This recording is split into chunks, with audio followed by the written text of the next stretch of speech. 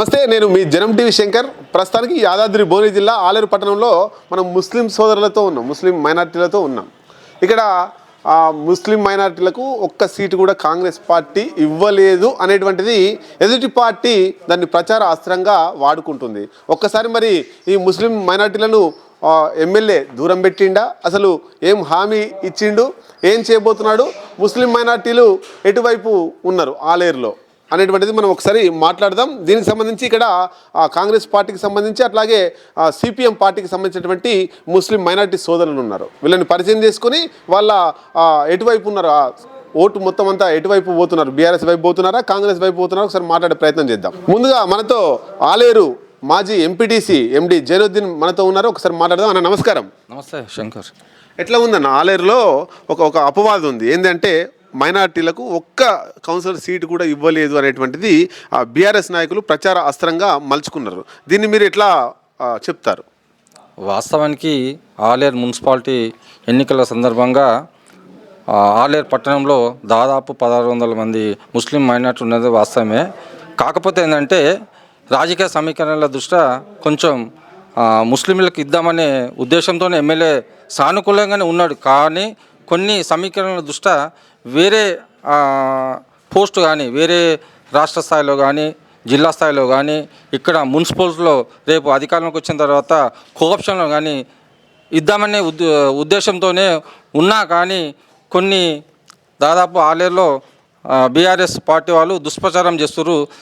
ఇది తెలియక కొంతమంది ముస్లిం మైనార్టీలు కొంచెం అసంతృప్తికి గురైన మాట వాస్తవమే. కానీ అలాంటిది ఏం లేదు. దాదాపు మొన్న జరిగిన ఎలక్షన్లో కాంగ్రెస్ పార్టీ అధికారంలోకి వచ్చిన తర్వాత మొన్న ఇందిరమ్మ ఇండ్ల విషయంలో దాదాపు ముస్లిం మైనార్టీలందరూ నిరుపేద యువకులకు అందరికీ కూడా గుర్తించి ఇండ్లు ఇవ్వడం జరిగింది. అలాగే రేపు మున్సిపాలిటీ ఎలక్షన్ తర్వాత కూడా సిపిఎం తరఫున ఎంఏ ఇక్బాల్ గారికి అలాగే నాకు కూడా కోఆప్షన్ను ఇద్దామని మాట కూడా ఇచ్చిండు నిన్న జరిగిన ముస్లిం మైనార్టీల సమావేశంలో. అలాగే పట్టణ అధ్యక్షుడు ఎంఏజాజ్ గారికి కూడా రాష్ట్ర స్థాయిలో మంచి పోస్ట్ ఇస్తాడని కూడా మాట ఇవ్వడం జరిగింది. ఇది దృష్టిలో పెట్టుకొని కొంతమంది బీఆర్ఎస్ పట్టణం చెందిన యువకులు కానీ నాయకులు కానీ దుష్ప్రచారం చేస్తున్నారు. దీన్ని మీరు ఖండిస్తూ అందరూ కూడా కాంగ్రెస్ పార్టీకి అండగా ఉంటారని ఈ సందర్భంగా తెలియజేస్తున్నారు. ఓకే, సిపిఎం పార్టీకి సంబంధించి టౌన్ సెక్రటరీ జిల్లా కౌన్సిల్ సభ్యులు ఎంఏ ఇక్బాల్ ఉన్నారు. ఒక్కసారి మాట్లాడదాం. అన్న నమస్కారం. నమస్తే. ఎట్లా ఉంది అంటే సిపిఎం పార్టీ వైఖరి ఏంది టౌన్లో, అట్లాగే సిపిఎం పార్టీ మైనార్టీ వర్గం కావచ్చు, సిపిఎం పార్టీ కావచ్చు, ఎట్లా టౌన్లో ఏం చేయబోతున్నారు? సిపిఎం పార్టీకి సంబంధించి కాంగ్రెస్ తోటి ఎన్నికల అవగాహన కుదిరింది. ఉన్నటువంటి 12 వార్డులలో 11 వార్డులు కాంగ్రెస్ పార్టీకి మేము మద్దతు ఇస్తున్నాం. 4వ వార్డుకు సంబంధించి సిపిఎం పార్టీ అక్కడ ఫ్రెండ్లీ కంటెస్ట్ ఉంది, మంచి ప్రచారం జరుగుతుంది. సిపిఎం పార్టీకి సంబంధించి గెలిపించాలని చెప్పేసి అనేక మంది శక్తులు పనిచేస్తున్నాయి. ఆ ఎన్నికల ప్రచారానికి సంబంధించి నిర్వహిస్తున్నాం. నెక్స్ట్ ఓకే, మరి ఒకటి ఉంది, బీర్లా ఐలయ్య గారు ఎమ్మెల్యే గారు మైనార్టీలను దూరం పెట్టిండు, ఒక సీటు కూడా ఇవ్వలేదని. దీన్ని ఎట్లా చూస్తారు మీ కోణంలో, పార్టీ కోణంలో? పార్టీగా మేము చూసినప్పుడు ఇప్పుడున్నటువంటి అవగాహన మనకి ఏంటంటే కొన్ని రిజర్వేషన్లు అనుకూలించకపోవడం వలన కొంతమందికి నిరాకరించి సీట్ ఇవ్వలేని పరిస్థితి వాస్తవమే. కానీ మరి మిగతా చెప్తున్న వాళ్ళు ఏవైతే ఉన్నారో బీఆర్ఎస్ సంబంధించిన వాళ్ళు ఏదో దీని మీద కాంగ్రెస్ పార్టీ సంబంధించి యాంటీగా మైనార్టీలను తీసుకెళ్ళాలి ఒక కుటిల ప్రయత్నం చేస్తున్నారు. మరి మీరు ఎంతమందికి ఇచ్చారు? ఈ పాలక ఇప్పుడు ఉన్నటువంటి దాంట్లో కూడా మీరు ఎంతమంది ముస్లిం క్యాండిడేట్లకు మీరు టికెట్లు ఇచ్చారో ఒకసారి వాళ్ళు చెప్తే బాగుంటుంది. అదేవిధంగా ఇప్పుడే కాదు, గత మొదటి మున్సిపల్ ఎన్నికలకు సంబంధించిన పాలకవర్గంలో కూడా మైనార్టీలకు ఎంతమంది మీద ఇచ్చారంటే వాళ్ళు ఎవరికి కూడా గతంలో కూడా టికెట్లు ఇవ్వలేదు. బహుశా కాంగ్రెస్ పార్టీకి సంబంధించి ఇద్దరు అభ్యర్థులను పోటీ చేసిరు, వాళ్ళు ఓడిపోయిన పరిస్థితి ఉంది. కానీ అట్లాంటి వాళ్ళు ముసలి కన్నీరు గారుస్తూ ఈరోజు మైనార్టీలకు అన్యాయం జరిగిపోయిందని చెప్తున్నారు. నిన్న సమావేశం జరిగింది. మైనార్టీలకు సంబంధించి దాదాపు 150-200 మంది మైనార్టీలు సమావేశం అయ్యారు. దానికి సంబంధించిన ఎమ్మెల్యే గారు హామీ ఇచ్చారు. ఏదైతే జరిగిందో రాజకీయాలకు సంబంధించి ఇప్పుడున్న పరిస్థితుల్లో రిజర్వేషన్ అనుకూలించకపోవడం వల్ల నేను టికెట్ ఇవ్వకపోయినా భవిష్యత్తులో ఆ నాయకత్వానికి సంబంధించిన సముచిత స్థానం కల్పిస్తామని చెప్పిండు. మైనార్టీలకు సంబంధించిన సంక్షేమ పథకాలలో మంచి భాగస్వామ్యాన్ని కల్పిస్తామని చెప్పిండు. మా అందరం కలిసి ముందుకు వెళ్దామని చెప్పిండు. కానీ ఏదైతే బీఆర్ఎస్ ప్రధాన నాయకత్వం ఉందో మైనార్టీలో ఉన్నటువంటి కొంతమందిని వారి ప్రలోభాలకు గురి చేసి ఏదో తప్పుడు సమాచారం ఇచ్చి ఓట్లు రాబట్టడం కోసం వాళ్ళు దింపుడు గల్లెం ఆశ లెక్క అయిపోయింది బీఆర్ఎస్ పార్టీకి సంబంధించి. ఎందుకంటే ప్రధానంగా మైనార్టీల ఓట్లు గేమ్ చేంజర్గా ఉండేవి. ప్రతి వార్డులో 70-80 నుండి 100 ఓట్ల దాకా ఉన్నాయి. కాబట్టి మైనార్టీలకు సంబంధించి ఒక విభజన రేఖను తీసుకోవాలని చెప్పి ఒక ప్రయత్నం చేస్తారు. అది ఎప్పటికీ లేదు. సిపిఎం పార్టీగా కూడా మేము చెప్పేది ఏంటంటే వస్తున్నటువంటి ఏదైతే సంక్షేమ పథకాలు ఉన్నాయో సముచిత స్థానం మైనార్టీలకు దక్కుతుంది. భవిష్యత్తులో కూడా అనేకటువంటి సమస్యలు వచ్చినప్పుడు కలిసి ముందుకెళ్తాం, లేదా పోరాటాలు నిర్వహిస్తాం. ఎమ్మెల్యే గారిని మెప్పించి ఒప్పించి మైనార్టీలకు సంబంధించిన అభివృద్ధి పోయే విధంగా మేము కార్యాచరణ తీసుకుంటాం. వ్యక్తిగతంగా పదవులు వచ్చినా రావు అనేది మేము చూసుకోవడం కాదు. మేము దాదాపుగా 25-30 సంవత్సరాల నుంచి ప్రజా జీవితంలో ఉన్నాం. మాకు వ్యక్తిగతంగా వచ్చేటువంటి లాభం కంటే కూడా ప్రజలకు మేము ఏం చేస్తామనే ఆలోచనతో ఉంటాం. కాబట్టి భవిష్యత్తులో కూడా ఈ ఉన్నటువంటి ఇప్పుడు సిపిఎం కాంగ్రెస్ నుంచి ఒక అలయన్స్ సంబంధించి బలంగా ముందుకు తీసుకెళ్ళి ఏదైతే మున్సిపల్కి సంబంధించిన 12 వాళ్ళు గెలిచే ప్రయత్నం చేస్తాం, మంచి పరిపాలన అందిస్తామని చెప్పేసి చెప్తున్నాం. వాళ్ళు నిజంగా బీఆర్ఎస్ వాళ్ళకి సంబంధించి వాళ్ళు చెప్పుకునేది ఉంటే గత పాలకవర్గంలో బీఆర్ఎస్ పాలకవర్గం మీద మేము ఏం చేసినామో చెప్పాలి, మైనార్టీలకు ఏం చేసినామో చెప్పాలి, ఆలేరు ప్రజలకు ఏం చేసినామో చెప్పాలి. కానీ చెప్పుకోవడానికి ఏం లేదు. అంతటా ఏమంటారంటే అయ్యో మున్సిపల్ పాలకవర్గం 5 ఏళ్ళు గడిచిపోయింది, ఒక చెత్త డంపింగ్ యార్డ్ ఏర్పాటు చేసుకోలేదు అని చెప్పి వాళ్ళను పోయిన కాడ ప్రశ్నించే పరిస్థితి వచ్చింది. అయ్యా మీరు డబుల్ బెడ్రూమ్ అని చెప్పేసి 65 డబుల్ బెడ్రూమ్లు మీరు కట్టిస్తానికి 10 ఏళ్ళ కాలం పట్టింది, ఇదేం పరిస్థితి అని చెప్పి ఆ జనం ప్రశ్నిస్తున్నారు. అయితే మైనార్టీలకు సంబంధించిన వాళ్ళు కూడా ప్రధానంగా ఆలేరు పట్టణంలో ఈ ఇండ్లు అద్దె ఇళ్ళలో ఉంటున్న వారు ఎక్కువ సామాజిక వర్గం ఏంటంటే మైనార్టీలో ఉన్నారు. దళితుల కంటే కూడా ఎక్కువగా మైనార్టీలే అద్దె ఇళ్ళలో ఉంటున్నారు. మరి అద్దె ఇళ్ళకి సంబంధించి ఇంతవరకు మీరు ఎంతమందికి మైనార్టీలకు ఇచ్చారు? బహుశా 7 డబుల్ బెడ్రూమ్లు ఇచ్చారు. ఎక్కడ కూడా సెంటు భూమి ఎవరికి ఇవ్వని పరిస్థితి. మరి ఏదైతే డబుల్ బెడ్రూమ్ ఉందో ఆ డబుల్ బెడ్రూమ్ చుట్టూ కబ్జాలు చేసిన వాళ్ళంటే అంత బీఆర్ఎస్ నాయకులే. అయితే జనంలో వెళ్ళినప్పుడు వాళ్ళు వస్తున్నట్టు వ్యతిరేకతను తట్టుకోలేక దింపుడు గల్లం ఆశంగా కనీసం మైనార్టీల ఓట్లలో చీలిక తీసుకొచ్చి మనం ఏదో బయటపడాలని చెప్పేసి చేస్తున్నారు.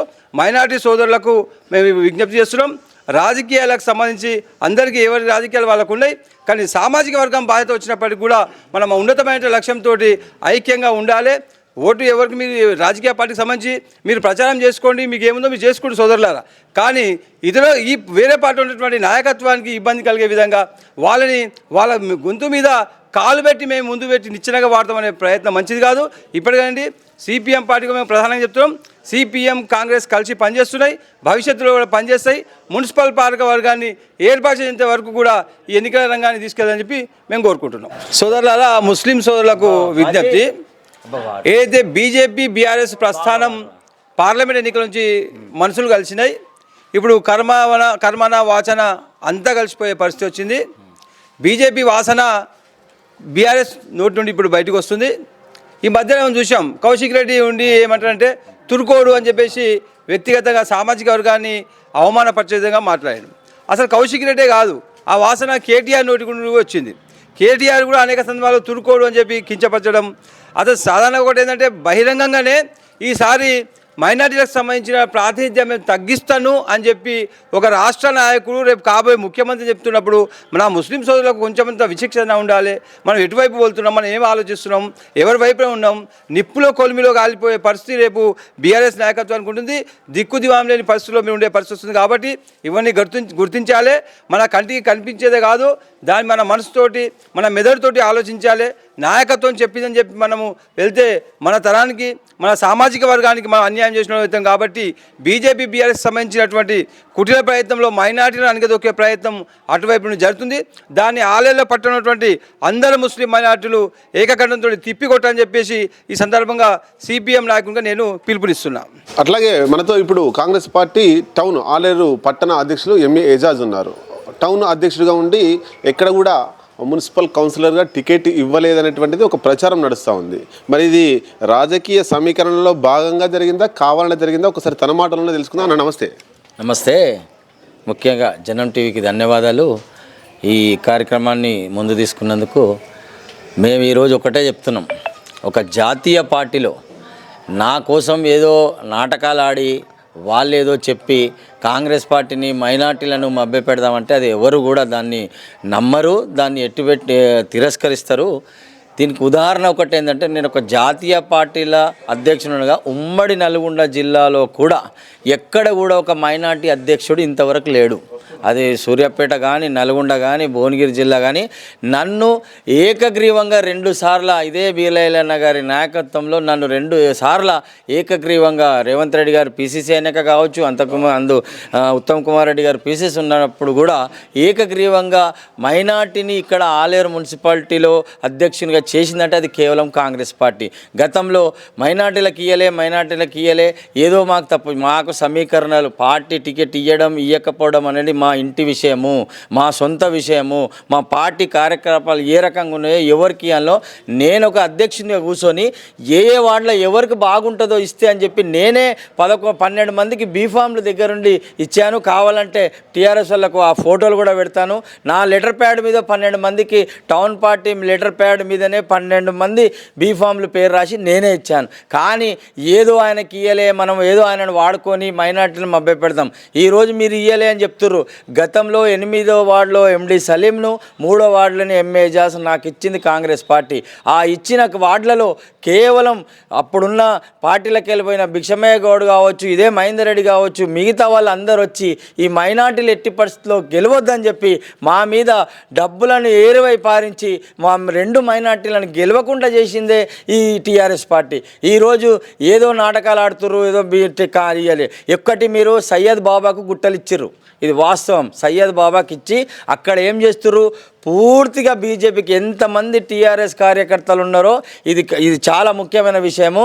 పేరుకేమో అక్కడ ఇచ్చి సయ్యద్ బాబా అనే ఒక కార్యకర్తకి ఇచ్చి పూర్తిగా అక్కడ టీఆర్ఎస్ కార్యకర్తలు మొత్తం బీజేపీ కాడ పనిచేసి ఎటుపెట్టి ఆ ఓడగొట్టే ప్రయత్నం అక్కడ చేస్తారు. అక్కడనేమో చేసే పనులు అవి ఉన్నాయి. ఇక్కడ ఏదో నాటకాలు ఆడితే ఆలేరు ప్రజలు, ముఖ్యంగా ఆలేరు మైనార్టీలు చాలా తెలివిగలలో. మీరు ఎన్ని చెప్పినా నమ్మరు. ఎందుకంటే గత 10 సంవత్సరాలు ఇక్కడ టీఆర్ఎస్ ప్రభుత్వం ఉన్నా కూడా ఏ ఒక్క మైనార్టీకి ఏ పని చేసింది లేదు. ఏదో నా తూతు మంత్రంగా అప్పుడు ఏదో బీసీ కార్పొరేషన్ లోన్ అని చెప్పారు, ఎవ్వరికి లోన్ రాలే. ఈరోజు 36 ఇండ్లు మైనార్టీలకు ఆలేరులో వచ్చినట్టే ఇంద్రమ్మ ఇల్లు, అది కాంగ్రెస్ పార్టీ ఐలయ్య గారి వల్ల వచ్చినాయి. డబుల్ బెడ్రూమ్లో ఇంతకుముందు అన్నట్టు కేవలం తూతు మంత్రంగా చేశారు. ఇక్కడున్న ఈద్గాను 2 ఎకరాల భూమిని గతంలో కాంగ్రెస్ పార్టీ ఇచ్చినాక దానిలో అసంఖ్య కార్యకలాపాలు అవుతుందన్న అంటే సొంత డబ్బులతో 9 లక్షల రూపాయలు పెట్టి చుట్టూ పరారగోడ కట్టించింది బీర్ల ఐలయ్య గారు. తర్వాత నమాజ్ చేస్తుంటే రాళ్ళు గుచ్చుకుపోయి ఇబ్బంది పడుతుందని కళ్ళారా చూసి వెంటనే ఒక ఈ నమాజ్ చూసి ఇంకో నమాజ్ వరకు సుమారు 120 అతి పెద్ద సైడ్ అది, అందులో మొత్తం సీసీ వేసి ఈరోజు ఉమ్మడి నల్గొండ జిల్లాలో ఎక్కడైనా అంత సుందరమైన ఈద్గా ఎక్కడ లేదు. అది చేసింది ఎవరు? బీర్ల ఐలయ్య గారు, కాంగ్రెస్ పార్టీ. మేము ఇప్పుడు కూడా చెప్తున్నాం, ఆలేరులో ఉన్న ప్రతి మైనార్టీకి చెప్తున్నాము, ఇది కేవలం టీఆర్ఎస్ పార్టీ ముసలి కన్నీలే, మనకు చేసింది ఏం లేదు. గతంలో రాష్ట్రంలో చూస్తే ముఖ్యంగా మైనార్టీలు అర్థం చేసుకోవాలి. ఈరోజు గత 10 సంవత్సరాలు టీఆర్ఎస్ గవర్నమెంట్ ఉన్నప్పుడు 8 మసీదులను షహీద్ చేయడం జరిగింది. అంబేద్కర్ ఏకానా మసీద్ కావచ్చు, శంషాబాద్ కావచ్చు, మన బోడుప్పల్ కావచ్చు, ప్రతి ఒక్క జాగాల మన ఏది అసెంబ్లీలో సెక్రటరియట్ కట్టడంలో 2 మసీదులు అక్కడ కావచ్చు, 8 మసీదులను కూలగొట్టిన ఘనత గతంలో టీఆర్ఎస్ పార్టీది. ఈరోజు 2 సంవత్సరాలు అయింది. ఏ ఒక్క జాగాలో చూపెట్టండి మైనార్టీలకు ఏమైనా అన్యాయం జరిగిందా, ఏదన్నా మసీద్కు జేసీబీ వచ్చి ఏమైనా ఇబ్బంది పెట్టిండా? గతంలో 8 మసీదులు. ఇది చాలా మనం అర్థం చేసుకోవాల్సిన విషయం. కేవలం బీజేపీ టీఆర్ఎస్ వేరు కాదు, మనం అర్థం చేసుకోవాల్సిన అవసరం ఉన్నది. ఎందుకంటే గత 10 సంవత్సరాలలో మనం నిన్న కూడా అనుకున్నట్టు 10 సంవత్సరాలు సెంట్రల్లో పార్లమెంట్లో ఏ ఒక్క బిల్లు బీజేపీ ముస్లింలకు వ్యతిరేకంగా తీసుకొస్తే ప్రతి బిల్లుకు మద్దతు ఇచ్చింది అక్కడ టీఆర్ఎస్ పార్టీ. ఈరోజు మనల్ని ఏదో చెప్పి వాళ్ళు ఓట్లు దందుకున్నామని చూస్తున్నారు. అది ఏ బిల్లు కానీ, ఉపరాష్ట్రపతి కానీ, రాష్ట్రపతిది కానీ, 3 తలాక్ కానీ, జిఎస్టీ బిల్లు కానీ, ఏ బిల్లుకు మద్దతు ఇచ్చిన పార్టీ అక్కడ బీజేపీకి టీఆర్ఎస్ పార్టీ. కాంగ్రెస్ పార్టీ ప్రతి ఒక్క విషయంలో మైనార్టీలకు ఇక్కడనే కాదు దేశమంతా ఈరోజు ఏకమున్నది. కాంగ్రెస్ పార్టీ అండగానే ఈరోజు ముస్లింలకు ఉన్నది. ఈరోజు ముస్లింలకు కూడా చెప్తున్నాం, ముఖ్యంగా గత 70 సంవత్సరాలు కాంగ్రెస్ పార్టీకి ముస్లింలు అవసరం ఉండే, కానీ ఈరోజు ముస్లింలకు కాంగ్రెస్ పార్టీ అవసరం ఉంది. ఎందుకంటే ఈ బీజేపీ అరాచకాలకు మనం తట్టుకోవాలంటే మన వెనుక కాంగ్రెస్ పార్టీ ఉంటేనే ఈరోజు తెలంగాణలో కానీ ఇంకెక్కడైనా రాష్ట్రాలలో ముస్లిం సోదరులు బతికే పరిస్థితి ఉంది. కాబట్టి ఎవరెన్ని చెప్పినా, ఎవరెన్ని మాటలు చెప్పినా, ఇక్కడ మనం పని చేసినాం 24 గంటలు. ఎవరికి ఆపద వచ్చినా, ఇలా మా ముస్లిం సోదరులకు ఎవరికైనా ఏ హాస్పిటల్ విషయం కానీ, చచ్చిపోయినా కానీ, ఎవరికి ఇబ్బంది వచ్చినా కానీ ఎంబడే 108 రాకున్నా బీర్లయ్య గారి అంబులెన్స్ వస్తుంది, ఇమ్మీడియట్ తీసుకుపోతుంది, ప్రతి ఒక్కరికి సహకరిస్తుంది. ఎవరన్నా పెళ్లి చేసుకురన్నా బీదోళ్ళు ముస్లిం అంటే ఎంబడే అన్న నువ్వు ఇచ్చేసేయి, నేను తర్వాత ఇస్తా అని చెప్పేసి లేకున్నా కూడా అందుబాటులో ప్రతి ఒక్కరికి పెళ్లి పత్రిక ఇయ్యంగానే 5,000 రూపాయలు ఇస్తున్న నాయకుడు బీర్లయ్య గారు. ఇవన్నీ చేస్తుంటే మైనార్టీలు అందరూ కాంగ్రెస్ పార్టీకి అండగా ఉన్నారు. ఏదో వీళ్ళకి చెప్పాలి. ఇయ్యాలను అంటున్నావు బా, పోయినసారి నువ్వు ఎందుకు ఇయ్యలే, ఈరోజు కాంగ్రెస్ పార్టీ ఇయ్యలే అని చెప్పినావు. పోయినసారి నువ్వు ఇచ్చినావా? అధికారంలో ఉన్నప్పుడు నువ్వు 2 సీట్లు కాంగ్రెస్ పార్టీ ఇచ్చింది, నువ్వు ఇచ్చినావా ఆలేర్లా? ఇది ఖచ్చితంగా ప్రతి టీఆర్ఎస్ కార్యకర్త వచ్చినప్పుడు ఈ మాట అన్నప్పుడు ఇయ్యాల మీరు అడుగుతుర్రా భయ్, పోయినసారి మీరు కాంగ్రెస్ టీఆర్ఎస్ పార్టీ నుంచి కాంగ్రెస్కి ఏదైనా ముస్లిం మైనార్టీకి ఇచ్చిరా అని అడగాలి.